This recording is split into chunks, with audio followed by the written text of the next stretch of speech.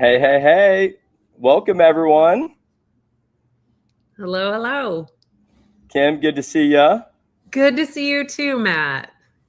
I know this has been long due. We've been wanting to do one of these webinars for a while, so excited to have you on here. Yeah, I'm happy to be here. Thanks for inviting me. Well, hey, everyone, thank y'all for joining. This is Stop Leaving Revenue on the Table. Get your STR launched in 7 days. A webinar between StrIQ and Launched Host with Kim. So, Kim, excited to have you here. I know there's been multiple properties for me where I've tried to do them on my own the hard way, and we'll talk about that here in a minute. Or you could do it the easier way with a group like Kim and get that sucker launched so you can actually start making revenue sooner rather than later. So I'm going to tell y'all, well, actually, before we do a quick story, again, I'm Matt Sanderson. I'm the founder and CEO of StrIQ. We're basically the Zillow for Airbnb investors. And so we're a data-backed platform to help you not only find profitable properties super fast, but also help you maximize your revenue. We'll talk about more of the data stuff later. And then Kim, do you want to give us a quick intro of you? Yes, my name is Kim Fitzpatrick. I am the owner and founder of Launched Host. We get properties from empty to guest ready in 7 days. That is our claim to fame on the install side. We've also expanded to do procurement and receiving, and also we dabble in design. I love it. Yeah. Well, guys, I'm going to give you all a quick story of why this webinar is actually very important and tried and true to myself. So this picture is of yours truly putting up wallpaper. Everyone's favorite thing to do. If you've not done wallpaper, you should try it and see how fun it is. And so the long story short is my wife had a great idea to DIY, do it ourselves, to the second property we ever bought. I said yes, but little did we know what we signed up for. And in fact, I'm actually here at that property as we speak. It's a fun beach property here in Seaside, Florida, technically Sea Grove. Such a fun area, but I did not realize how hard it was to actually do something like this. So Leslie, if you can go to the next one. And so, when we decided to do the remodel of our property, we try to make decisions based on data. And so we were creating StrIQ at the time. This was a couple of years ago. And I was like, why should we invest this capital to actually make these improvements to our property? And so this is what the data said. Our property actually was making 40 or 50 grand with the prior owner before we bought it. And so when we saw the data, the property was performing worse than the 25th percentile. And so we're like, dang, we could make an extra $30,000 to $50,000 per year if we just improve this thing and provide a better experience. And so that goes back to why my wife said, hey, let's do this thing and improve it. So this is what the property looked like beforehand. Total disaster. We had all sorts of crappy furniture in there that we bought over from the previous owner. And again, it was a total nightmare. But after it was all said and done, it took about a week or longer. I had 2 kids at the time. My wife and I thought it was going to be, actually, it probably took 2 weeks. We thought it was going to be way easier, but it went way over schedule, way over budget. We ended up having to bounce around between Airbnbs because our property wasn't ready at the time. It was just total disaster. And so thankfully it ended up in a good result, but it was just really hard. And so that is why I'm honestly very thankful to have this conversation with you, Kim, because at the end of the day, you as investors have options. You can either do it on your own, which some people love to do that, and that is totally fine. Or you can work with experts. And this is why I love working with Kim, because this is what she niches in. And not only that, they can accelerate the timeline to actually generating revenue way faster. And so that's a risk that we all have to be aware of, is that, the timeline of actually starting to finish is missed revenue opportunities. And that's why it's pretty cool that she can launch some of these properties in 7 days or less. So Kim, without further ado, I'd love to hear more from you. Yeah, I can see the expression on your face on that last slide is so I don't know. It's just so poignant. Like you're like, okay, now I'm in the corner. I've got this wad of wallpaper in the corner. What do? I had it when it was just straight walls, but how do I get around all of the nooks and crannies? And yeah, so I feel that as somebody who has done a lot of wallpaper. Yeah. Yes, we have built systems so that we can launch other investors' properties like a pro. So we've been doing this for quite a while. We're fairly well known in the industry now, and we have a few core beliefs that we stand on. I introduced myself earlier. It's still me. I'm still here, but I am the owner of Launched Host. And we truly believe that a smooth launch is not about luck. You don't wing your way through this. It is about systems. And I think that systems are like the backbone of everything we do to make them smooth, seamless, for them to go off without a hitch.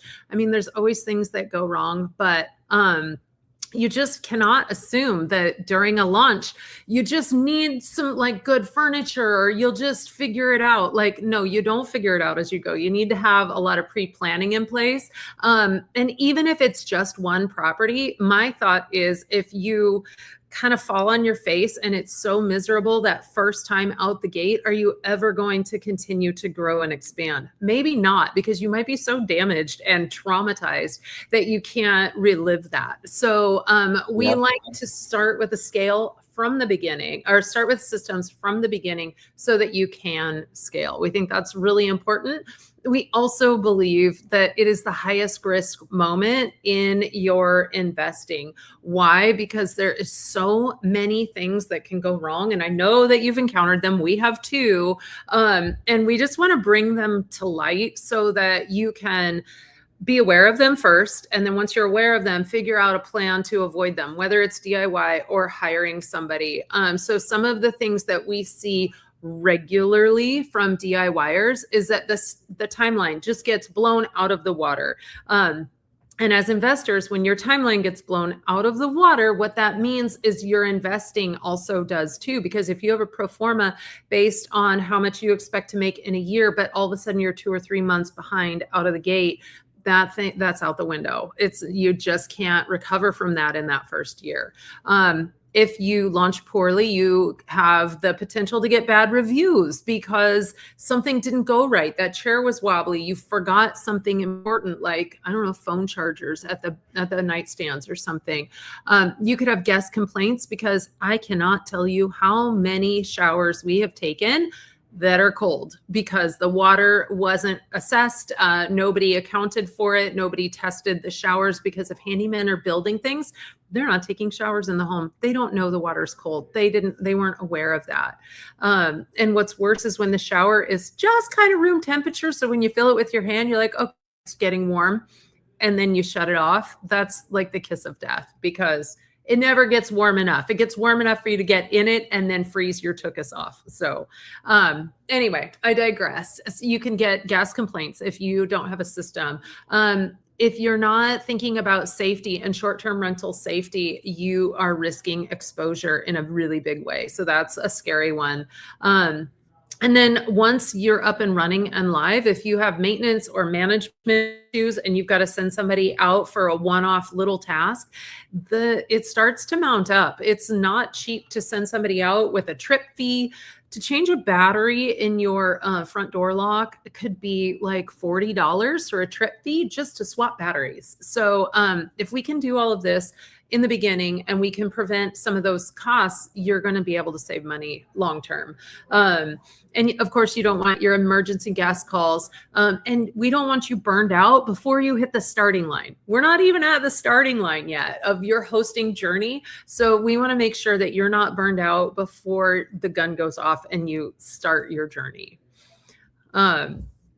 The reason launches fail truly come down to some key things, and that is decision fatigue. I don't care anymore. Like how many spouses have said that to each other during their install? Just whatever, make it work. I don't care. It doesn't matter anymore. Just throw it up there. Also, there's invisible gaps where you just didn't see because you didn't plan and you're not thinking about it. We have a checklist that we go through. So we have a full and complete list, and then we look at our task list. And if it doesn't have all of our checklist items, we add them so that we're not finding gaps, late in the game. And then we have a schedule so that we don't encounter timeline drifts, because the timeline, every day is money, especially when you run up on 4th of July holidays. Labor Day weekend is coming up, and then especially into the end of the year when you've got to get in service before the end of the year and you're battling personally holidays and all of that. And you have to have somebody at the lead. Somebody's got to be the captain of the ship, taking accountability for all things. Otherwise, it ends up being, I thought you were going to do it. I thought you were going to do it. Wait, whose job was that? So those are reasons why we see that launches are failing.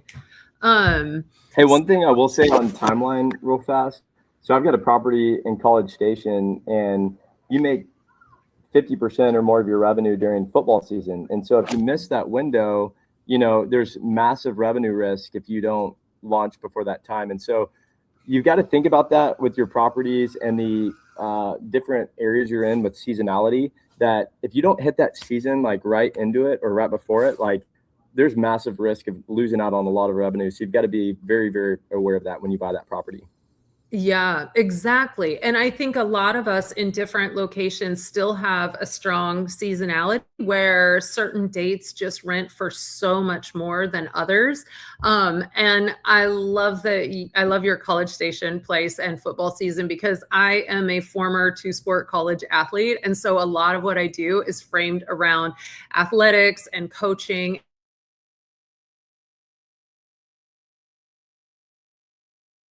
Uh-oh, I hope I'm still here. Okay, I saw myself disappear for a sec. The confidence comes preparation, just like the way you would prepare for a football game. You've got to put in the reps, and that's where your confidence comes from, is knowing that you are ready. We also believe that consistency beats creativity. You can have your Hail Mary play, but that is a one-off play. You really, really need just consistent reps. And like the systems are going to beat the creativity every day of the week. And then the guests will feel the systems. They will know they're there. They know they're present when they can smell that it's clean when they walk in, when they see that it's organized, when things aren't haphazard.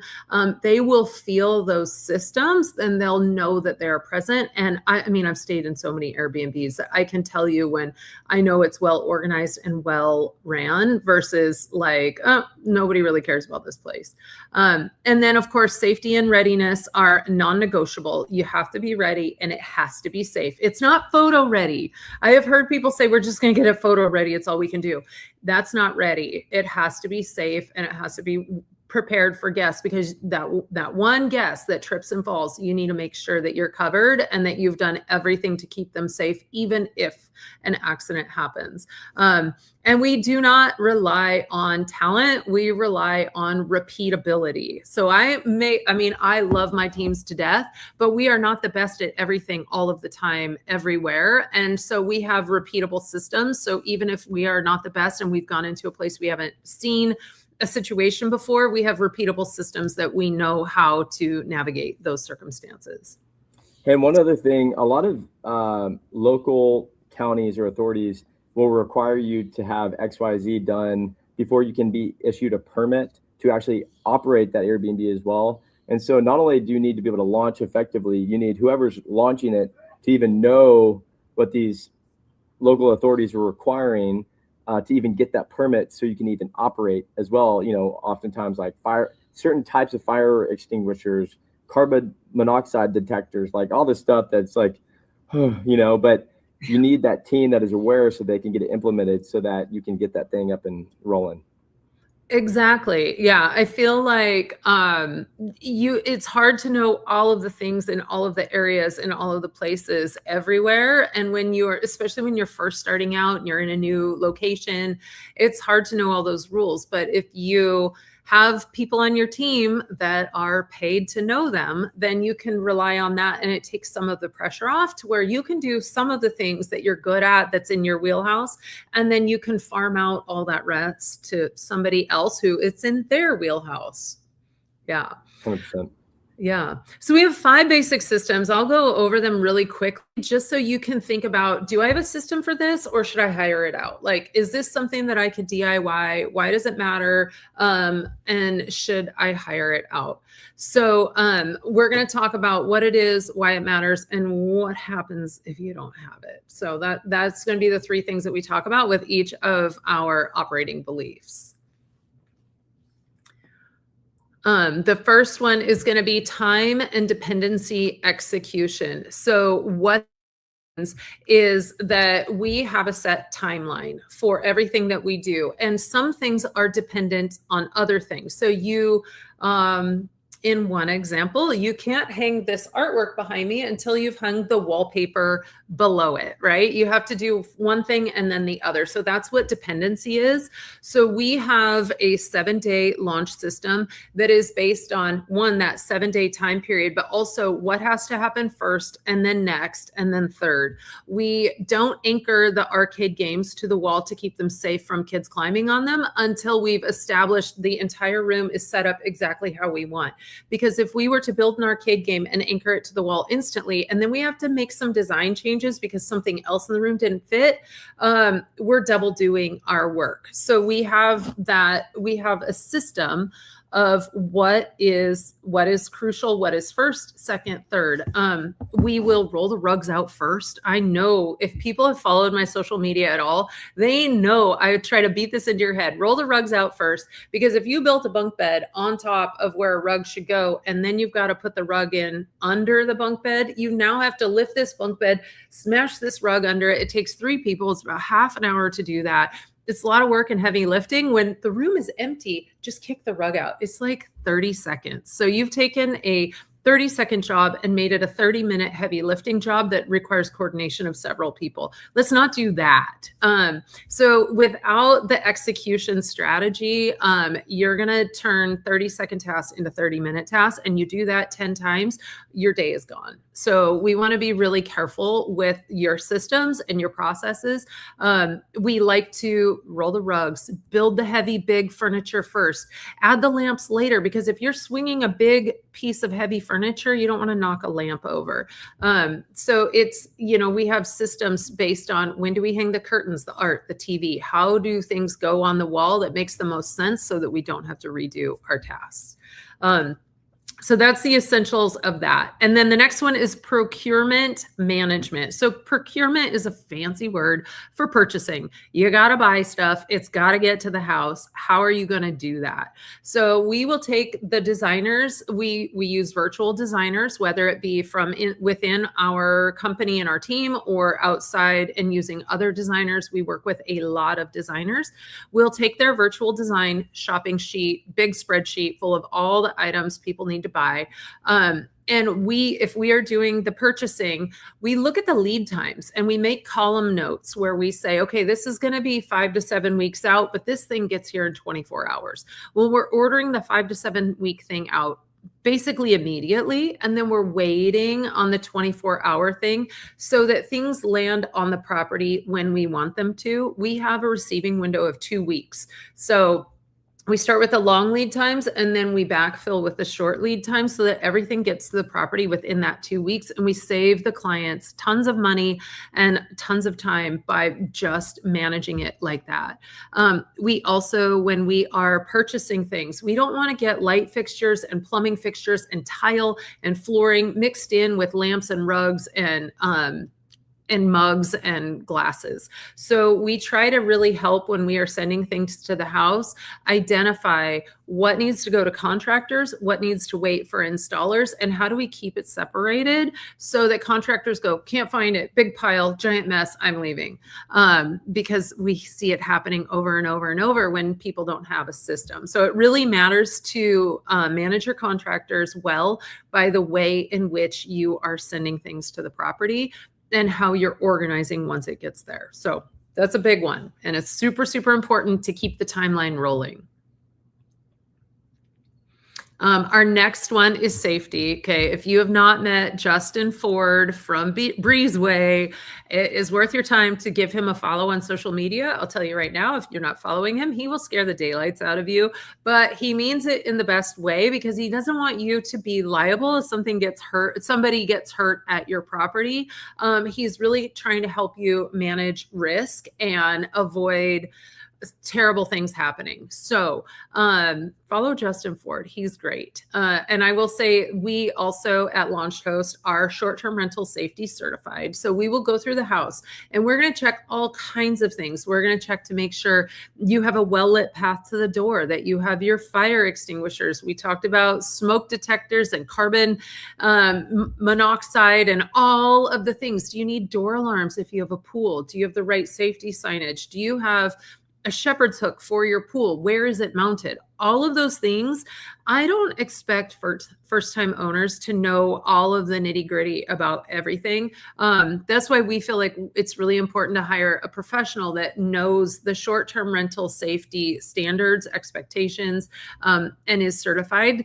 The other thing is sometimes if you have certain insurances, they will give you a discount if you have gone through with a safety expert at your property. So it's worth looking into to save yourself a little money. It also helps if something bad were to happen to say, look at all of the things I've done to try to prevent it.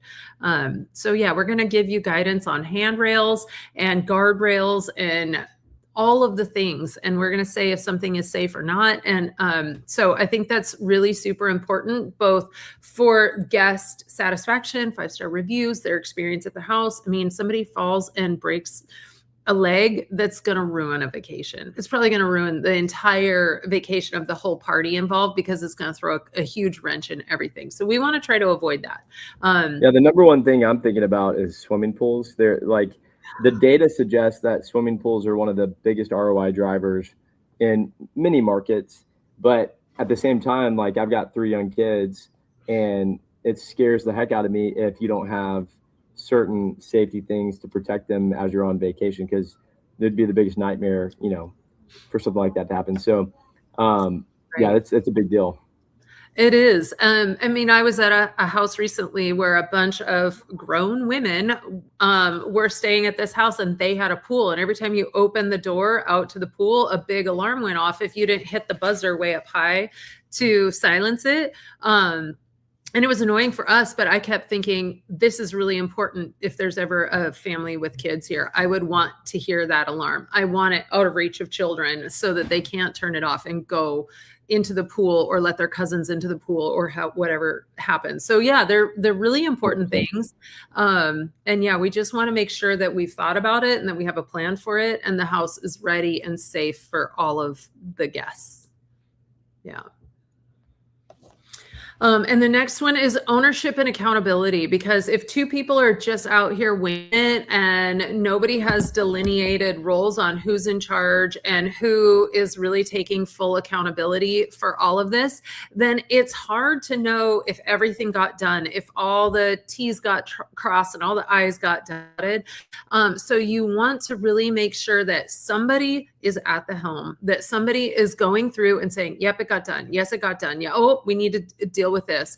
And just double checking everything. I mean, it's silly, but even down to removing the stickers, because if I look out on the deck and I see a bunch of patio furniture and I also read the entire alphabet because nobody took the stickers off of the chairs, that is going to really give me a more negative experience. I'm going to be like, wow, they didn't even bother to take the stickers off. What else else did they not bother to do?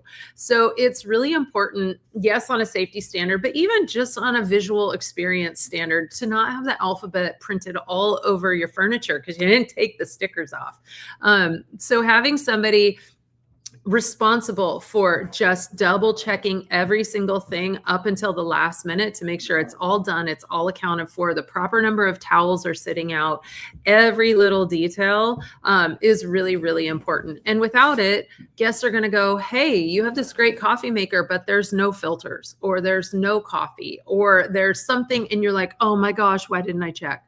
So you really want to make sure that you have accountability for all the buttoning up that happens at the very end of the project.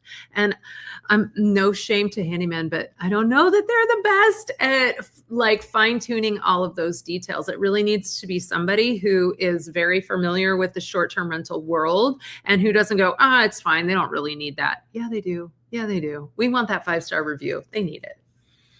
Yeah.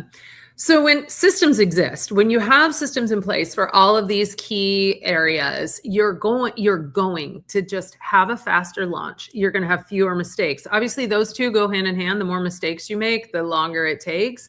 You're going to get better reviews out of the gate, which we all know that's critically important to get those good reviews, especially at the beginning, because everything is weighted heavier.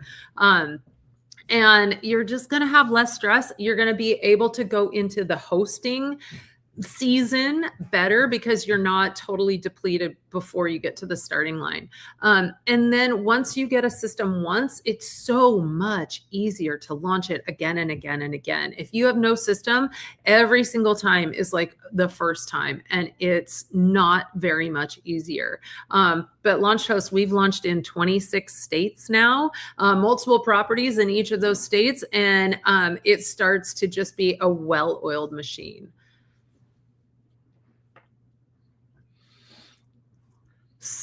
Okay, so Matt is not with us on the mic, but this is time for Q&A. So I know I threw a ton of information at you. Matt has this experience of DIYing his place and having to deal with that wallpaper in the bottom corner, and how do you handle that? Does anybody have any questions for us? Oh, Matt's gone. He gone. He back. Matt, are you still with us? I can't hear you. I cannot hear Matt. I'm wondering if it's me. Can you hear me? Okay, you can hear me. I cannot hear you. He's just a pretty face, everybody. He's just a pretty face. So Matt, I don't know how to read if there are any comments or questions. Yay, Leslie's here to save us. I got you. Yeah. We don't have any questions or comments yet, but if anybody wants to start putting those in the chat, we can answer those. Matt, you might want to leave the studio and then come back in. While Matt is figuring his life out, I want to share a question that I get asked a lot, and Matt actually had asked me earlier today about it. I think it's a really good clarifying question. When you are hiring an install team to set up your property, where do they begin and where do others end is always a really, really good question. A lot of times people are doing property renovations. They might be gutting a kitchen or a bathroom, or adding a deck in a backyard, or painting, wallpapering, things like that. So I think a good way to know the answer is, number one, talk to the install company that you're going to use, because everybody might have different operating procedures. Let's see if we can hear him. Not yet. Not yet. So you just interrupt when you can figure out your mic. Anyway, so every install company may have different operating procedures on what they can and cannot do. As far as Launched Host is concerned, we are not skilled tradesmen. So we do not have plumbers or electricians. We also travel the entire country, as I've said before. So when we are traveling, we don't have that whole entire tool trailer at our disposal. So we don't travel with equipment to build a deck or a fence or things like that. So when we are doing your install, we wouldn't be doing electrical or plumbing. We wouldn't be building a deck, but if you had, let's say, a deck, we could add the furniture. A good way to know is if you have to go to a hardware store and do like a tear off list, I need X amount of lumber, I need X amount of fasteners. That's a contractor thing that is separate from installer. Installer usually sets up things that come in a box, in a kit with all the fasteners with the instructions. So if it has instructions and fasteners and hardware and everything you need, that's an installer type job. Matt? I think I'm back. Am I back? Yeah. Sweet. There That's we awesome. go. Okay, well, I forgot what I was going to ask you. Well, yeah, I do remember now. I will bring it up if that's okay. Okay. Yeah, give me 1 second. In the chat. Yeah, so up earlier was. Yeah, I think we're losing you again, bud. Like you're frozen and now we can't hear you. Well, I will say we used to, as a part of our install, do painting when it was one feature wall and it was pretty simple. Anymore, designers are immersing rooms in colors, and they're painting ceilings and trim and doors. And I really believe that that's best done by a actual painter, not a guy with a paintbrush, but a real painting company. We've seen a lot of tragedy when it has been a guy with a paintbrush. So I don't suggest that. I do suggest getting an actual paint contractor that understands different sheens and how they all work together and what you need to do if you are painting cabinets or doors or any high touch surfaces. So I would say it's really important to get a paint contractor. We can do wallpaper. We do it on a wall by wall basis, just based on different houses and markets and areas and whatnot. Gosh, poor Matt. I think it's okay. We got this. We got this. Yeah. So there are a couple of questions in the comments that we'll go ahead and cover. So one said, how do you find that your process affects the 100 hours needed for the tax loophole? Oh, that's a great question. I get that one a lot too, because we have a lot of investors that are looking to use the tax loophole and get all those different tax benefits that you can get. We do not report hours, and we believe that there are still so many more than 100 hours, even if you are not the one building your furniture. What I like to tell my clients is be your first guest. Because if you're going to be hosting your property, managing your property, you need to know where in the cabinet did we put the blender. So when your guests go, do we have a blender? And you say, yes, it's to the left of the fridge on the third shelf, because you've been there, you've seen it. I also recommend that owners go out to restaurants, go to attractions, walk the paths, and do all of the things as if they were a guest, so that they can make those recommendations to their guests of the things that the guests want to know about. Where is the best, I don't know, Matt's at the beach. Where are the best oysters? Where's the best seafood?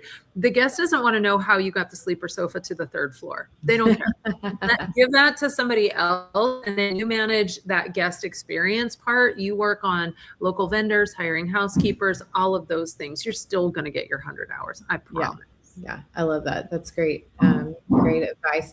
We have another one that says, thanks for coming on, Kim. I've seen in the past a very informative comparison chart showing the total cost between using your service and doing it on your own. Do you still have that you could share? Yes, I am. We do have that calculator. I would love for somebody to reach out to me. Our email is launchedhost@gmail.com. You can also find, oh, look, there's all of the things. Thank you, Leslie. Yeah. You could reach out to me in a variety of different ways and I will send that to you. I just don't know where it is at the moment in my database of random things that we have. I'm not super techie. I'm very much more hands-on than techie. Well, and so everybody joining knows too, we will send out a follow-up email with this information. And so when Kim sends it over, if she can find it before we send that out, then I'll include that for you as well. But definitely reach out to her. Let's see. I think we had a couple of other questions. Let me just double check. And then I have some for you too. Okay, what if you're designing on your own, not using a designer? How does that work for you giving you the plan? That's a great question. If you have this design skills and you want to do your own design, we encourage that. And we have worked with a number of owners, even recently, that have done their own design. What we need is the furniture layout to know where in the room, like on what wall do things go. And then we also like a mood board, because when we're carrying big cardboard boxes, we want to look and go, I know there's a blue chair in this box. Oh, this is where the blue chair, and set it down. So we like to have the mood or design boards. We like to have the furniture layouts, and then we need the shopping sheet with all of the inventory. So we can check off if you are supposed to have 20 sets of king sheets, do you have them or do you only have 17? So that we can communicate through the spreadsheet. Also, sometimes we just need more specs on what we're looking at to be able to assemble it, because it's not, instructions are not always written by people who speak the same language as I do. And I cannot understand the instructions, but sometimes when we can look at it online and get a better feel for it, we can do a better job assembling things. Yeah, absolutely. Can you give us a little bit more of what it is that you do versus what you don't do? So maybe kind of highlight what it is that you don't do. Yeah, so what we do is a huge long list. I'm going to do what we do, and then I'll talk about what we don't do. It's super short. What we do is we hang TVs, curtains, mirrors, art, hooks, and all kinds of things onto the wall. We can do wallpaper. And then we assemble all the furniture. We pre-wash all of the towels and the sheets. We organize the owner's closet, which a lot of install companies I've learned they do not do. They just throw it in there and have you do it. We pre-wash all of the dishes to make sure that there's no like weird film or paper waste in there. We set up coffee bars and we set up gift baskets if you have them. We also do all of the safety stuff. So I'm looking at fire extinguishers that I will be hanging. We will do rug tape and we'll Scotch guard all of the furniture. We make the beds and we stage every room. So when the housekeeper comes behind us, the rooms are already staged and there is no linens to be washed, and they can see how they need to reset the room once they're done cleaning it each and every time. There's a lot more that we do. We also do home maintenance inspections. We're going to inspect your fridge, your water and ice, your washer, dishwasher, oven, stove, hood vent, all of the things. We're going to check your heat and your AC, so that when it clicks over to the new season, you don't go, oh my gosh, I had no idea the heat wasn't working. And now it's October and now I got to call somebody. We're going to check the heat, even if it's 112 degrees in August. We're going to make sure it's going to be working when you need it to be working. What we do not do, skilled trades. We do not do anything that requires a permit. So if we have to anchor something down to the ground and we're in hurricane territory, so we don't do gazebos. There's a few things that sort of cross into that gray area of, is it a contractor? Is it an installer? But essentially just ask me on those things. Currently, we're not doing gazebos, geodomes, or play structures for kids, all because they need to be anchored to the ground. And we don't have all of the tools to do that. And then any skilled trade, you'd want to hire a tradesman. Gotcha. So back to the person or the owner designing it. Do you do all of the ordering for the owner, or do they do those things and then hand it over?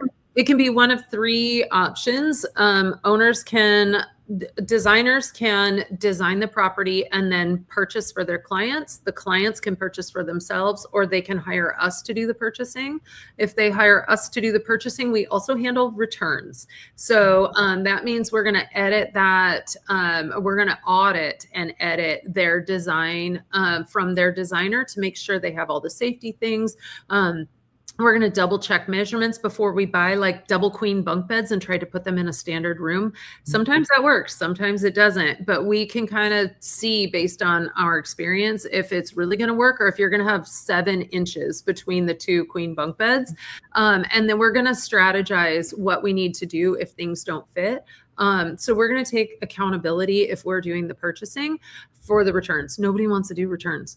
Nobody, even us. So we're going to like double, triple check all the measurements when we do the purchasing. And we're also going to organize all your receipts so you can hand them over to your accountant or bookkeeper, which is a godsend, honestly, because you will have more than 100 receipts usually, and you've got to find all of them and organize all of them and hand them over. So we will put them in one nice, neat file and hand them back to you. Nice.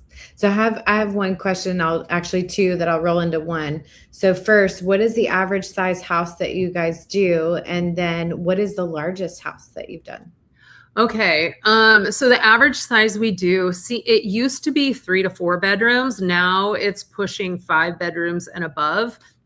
I think just because people are tasking us with the hardest jobs, which is great. We love it. Like, bring it on. We love a challenge. But we have still done studio and 1-bedroom condos. We usually just do more than one at a time because we have a 1-week install timeline. So we like to group smaller projects and do a group of them in one area, like 4 condos in 1 week as opposed to 1. We keep a 7-day timeline, even if we can finish in 3 days, because it's usually something beyond our control that limits our speed to finish, like having the water go out and not being able to do laundry or dishes. And then we have to wait for contractors, and then we do other things while we're waiting. So we like bigger projects, but we can take smaller ones and make them into a bigger one. And our biggest is between 2 properties that I can think of right now. We've done a 14-bedroom hotel, and we have done a 10-bedroom, 10,000 square foot, 13.5 bath house. So yeah, 10,000 square feet is like 5 houses in one. It's massive. So anyway, those are our 2 biggest properties to date, but we are in talks with bigger properties right now. So thanks. So y'all are doing the boutique hotels then? Yes, we can do boutique hotels now, turns out. So nice. I know that's a big kind of trending thing that's going on right now. So that's, by the way, my mic's back, so I'm back. Yeah, we can tell. That's awesome. Hey, I had a question. We're looking at data and markets and properties all the time. I would be interested to hear, like, what are some trending markets that you find yourself doing a lot of launches in with investors? Like, what are some of the top markets that you guys are actually working in with investors doing launches? That's a great question. People always love to know where we're going because they are shopping and they just want to shop where we're going because somebody must have clued them in that that's probably a good market. I know there's a lot of investors that follow where I am in the world to determine where they might be looking next. But I would say it feels currently like Arizona, Scottsdale, and Sedona are really trending up. And also Bradenton, Florida has been a popular one. The Bourbon Trail continues to be popular in Kentucky. And then often those areas also afford huge properties, and that's also why we're there. So if an area is like a smaller condo type area, we don't always go there. But we've been doing a lot of like suburban and urban properties lately too, which is interesting. So any certain cities that you're doing some of those urban or suburban things? We've been to Nashville. We did 4 condos at a time in Nashville. I'm currently sitting in a suburb outside of St. Louis where we're doing our 3rd property. And also it seems like clients are rehiring us. So that might also be why it is trending this way. They find a market they really like, and then they buy a second, a third, a fourth, and they just keep rehiring us. And they have all their systems in place in that market. So they just need us to come in and get it started, and then their systems come behind. So yeah, nice. Yeah. I don't want to give away though, so I'm trying to be careful. Keep it coming. We need that value. Come on. You know. I'll say one more that seems to be trending up lately that we have. You wouldn't know because I'm not there yet, but coming online, we've got a few in upstate New York. That seems to be another new popular one. So yeah, we've got a lot of investors asking about Catskills, Finger Lakes, those markets, which are really awesome. But just know that you've got to be ready for snow there. I almost bought a property in the Finger Lakes, which was amazing. But I am from Houston and I'm at a beach right now. And so I'm not used to snow. So you got to have all your systems and operations ready for that snow weather. Yeah, I personally have a home in Montana, and the winter is rough. I mean, that is a new ball game. So yeah, it can be tricky for sure. Eric said we need a Kim GPS tracker. Hey, Eric, this is something I might need to talk with our dev about, is finding out the stats of where Kim's at, and let that be like a trending thing on StrIQ. Investors could follow. Kim, see if you could talk to your team about that. That'd be kind of cool to be able to track. That's not creepy at all. Thank you. No, I'm just letting us know where the investors are going. It's fine. Yeah, that would be funny. I get the where in the world is Kim Fitzpatrick today constantly. So yeah, I'm happy to share. I try to take my location as often as I can so that people can keep up with where it might be in the world. That's awesome. Any other questions that we have? I think, did Emily have one other one that we might have missed here? What if you're designing on your own, aka not using a designer? How does that work for giving you the plan? Did we already answer that? We did, yes. Okay, cool. It works. Sure. We can work with owner designers as well. Yeah. Just personal experience. I've worked with a lot of different groups out there, and there's a lot of designers that will like design the property for you, and then it's like, hey, here's your whole design, here's your links and everything, go for it. Well, you can execute, it's fine, but also that's a scary moment because that's like 100+ things you got to order. You got to figure out the timeline. You got to figure out the shipping of it, receiving it, installing it, all that. It's a lot. And honestly, I'll tell you, like, the hardest part of this whole thing, other than finding the actual property itself, is getting it set up. But once you do it, and you get your systems in place, we want to encourage you that it's actually not that bad. Once you get the thing launched, you get your systems operation set up, then it's kind of on autopilot for the most part. It's just, those are kind of the two hardest things, is finding the property and then getting that thing actually launched. Sorry, Kim, what were you going to say? Yeah, no, I was going to say, so we have our install week. We also have a receiving period of 2 weeks for the install to be able to receive packages at the owner's property for them. We believe that's the best fit scenario. And then we have the purchasing that we could do for owners. I did talk with this one owner once, and he was like, I said, what is your plan for receiving all of your packages? We're talking through all the strategy of this whole process. And he goes, well, I think my mom is going to come down there and receive it. And I was like, okay, you appear to be a mid-30s man. How old is your mother? How tall is your mother? And she was in her late 50s, early 60s, and she was 5 foot nothing. And I said, okay, I have this other idea for you. Like, let's give you as many pieces of the puzzle as makes sense, but let's also not have your mom bring the pool table down the stairs by herself. Like, I don't see that going especially well for your mom, but maybe she's a great shopper and maybe she's really organized and she can do the purchasing and send things to the house.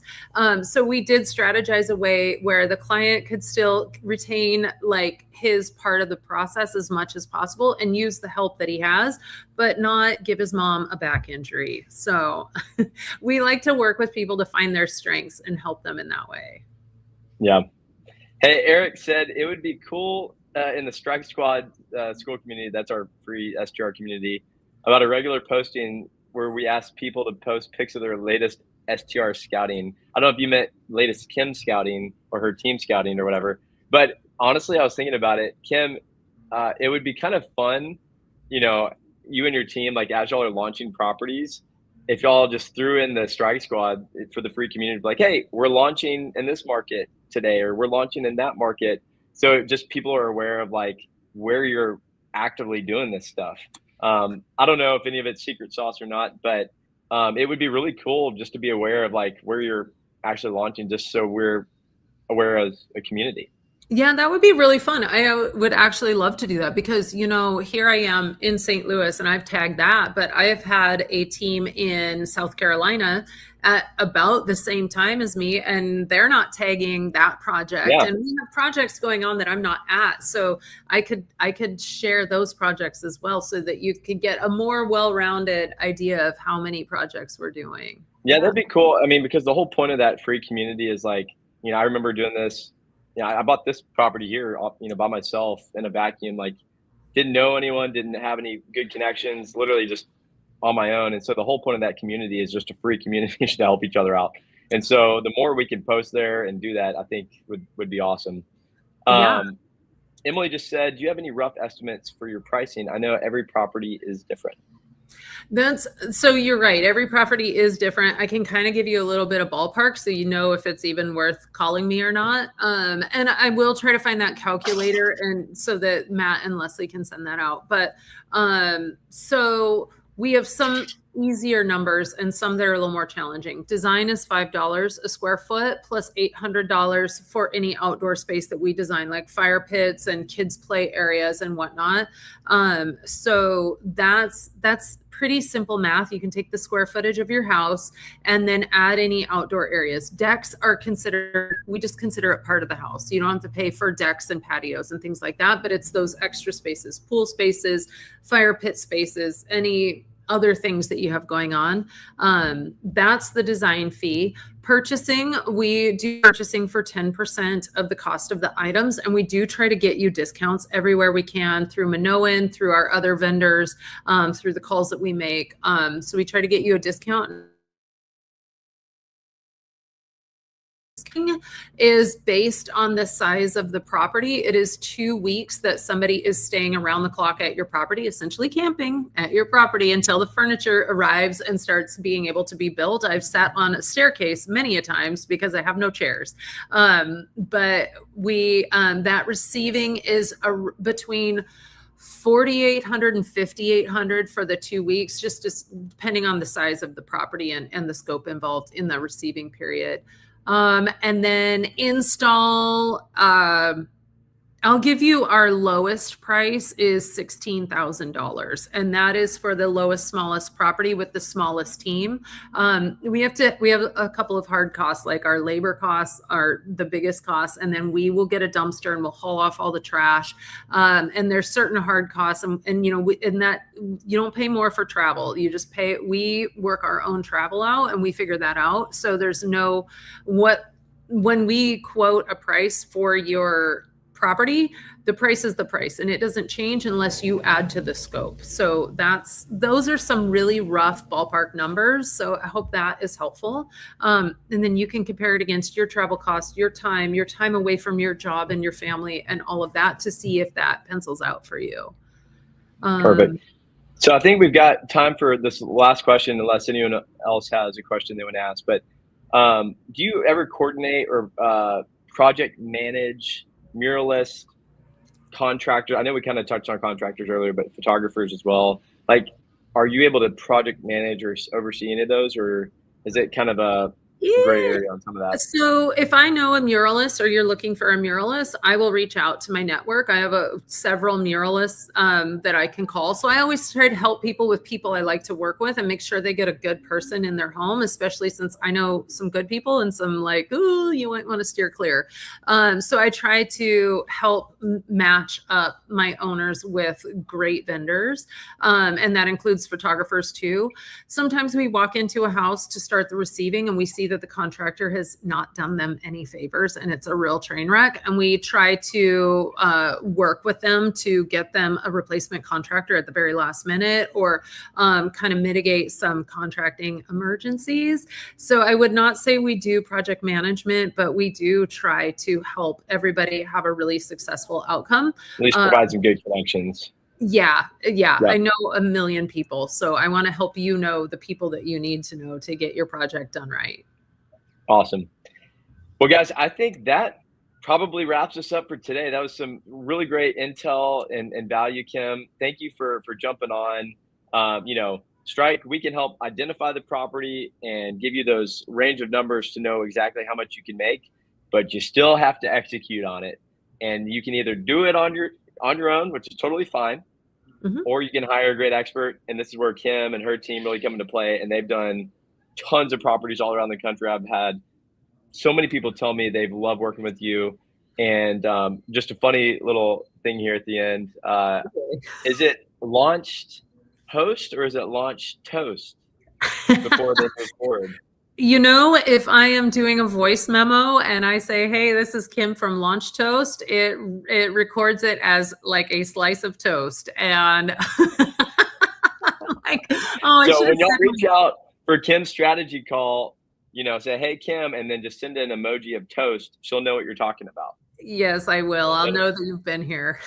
It'll be perfectly fine. Yeah, you'll be on this webinar. So as a next step, guys, if y'all want to hear more about StrIQ, see how you can find profitable properties or maximize revenue, we've got a link here, this QR code, where you can book a strategy call with me and our team. We'll evaluate any property that you guys have for free and let you know how much we think that property can actually make if you were to go execute some of these strategies, and just tell you, interesting markets we're looking at, all this stuff. So book a call there. And then if you'd like to reach out to Kim, go ahead and switch back to that slide, Leslie, if you don't mind. You can schedule a QR. Well, there we go. Schedule a call there. Kim, you want to tell us a little bit more about that? Yeah, absolutely. Step one, work with Matt to get the right property. Step two, once you've got that, then give me a call and I can talk you through timelines and how early we can be out there and how fast we can get you launched. And I will go over any details with you that I see on your property. And then we will send you a quote and a contract and we can be getting underway really quickly. But yeah, step one is Matt. Step two, talk to me. I love it. And last but not least, this is a link to that free community we were telling you guys about. Again, when I first started, I did this alone by myself. I didn't have all these great experts and people. I was watching YouTube videos and Instagram videos, just like many of you guys are. I mean, y'all are watching the YouTube right now. And we thought as a team, we're like, you know what? It would be so much more fun and easy if we did it together as a community and made this free. So it's literally a free community. So many other amazing people in there like Kim and other trusted experts that you can ask questions. And so if you don't know where to go, this is a great first step to start your journey, or otherwise you can book calls with us and we can help you along your way. So thank you guys for joining. And we're excited to see you guys launch more properties all across the country. Absolutely. All right. Well, Kim, thank you for joining and we will talk to you soon. Yeah. Thank you, Matt. Thank y'all. Bye.